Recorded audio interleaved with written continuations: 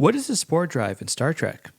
The spore drive, or displacement activated spore hub drive as it's officially called, is a type of 23rd century propulsion system that utilizes mycelium spores to allow ships to jump almost anywhere in the universe, including the mirror universe, almost instantaneously.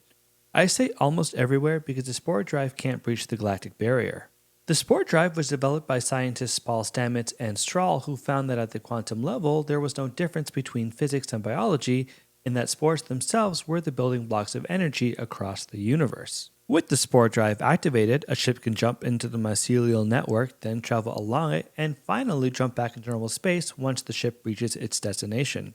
Before jumping, the USS Discovery and the USS Glenn would go to black alert, basically just a red alert for spores because of its dangers. The intervals between jumps are measured in sparans. The higher the sparan, the greater the interval between jumps, equating to a greater distance, which in turn also increases the number of possible outcomes. Initially, jumps were very small, only achieving short distances of a few hundred kilometers. This changed when the Glenn discovered the tardigrade-like alien dubbed Ripper could act as a navigational computer. With Ripper at the helm, the Glenn and Discovery were able to jump incredible distances in mere seconds, such as 900 light years in 1.3 seconds, as in the case of the Glenn. Sadly, the jump resulted in all hands lost when they hit a Hawking radiation wall. Eventually, Stamets alone was able to operate and navigate without the use of Ripper. Of course, Starfleet preferred not to have a human navigator, so with the Klingon War over in 2257, the drive was decommissioned. Even so, the drive was again used by Discovery during the Red Angel crisis, jumping 51,450 light-years. The Spore drive, as with most Starfleet tech, was continually improved and upgraded.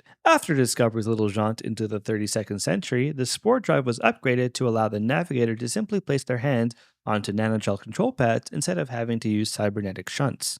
Even more impressive was the second generation Spore drive that was almost portable and super easy to install on any ship. However, because things can't be too easy, a compatible pilot is still required.